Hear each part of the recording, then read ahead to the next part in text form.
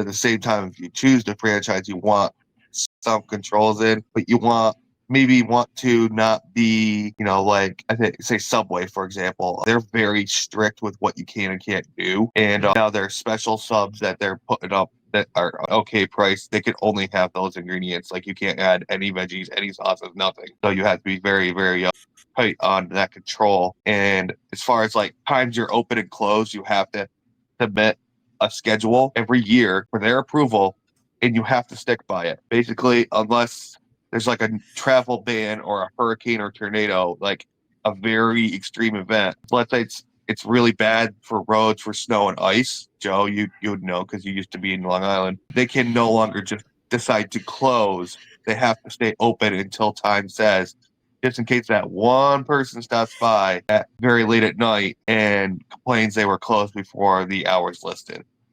Because I remember they used to let me go when it was bad weather. Then the franchise agreement changed to where they said that you can't do that anymore, which is ridiculous in my opinion. So you'd want to do your own thing versus a franchise in that kind of instance. Make sure you read what you're signing up for. Versus having your own thing.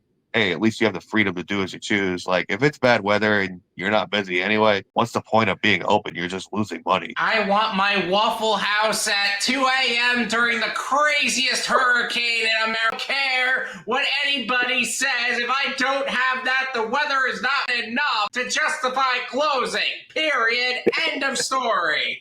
There's actually a scale to see if Waffle House is open, how bad its the Waffle disaster House is. Index. Yeah, the Waffle House Index. That's actually a thing. That's what you reminded me of when you said that. I was like, oh my God, this is exactly why Waffle Houses stay open regardless of the safety of whoever's inside. That is insane. But that goes to show, like, the person who is going to buy into franchises, I feel like this is going to come across offensive, but I need to say it like this. They're not entrepreneurs who want to build their own thing. They want a business that's going to cash flow. They want a predictable system that they could just make money off of. And you know what? All power to them. If that's what they want, that's great.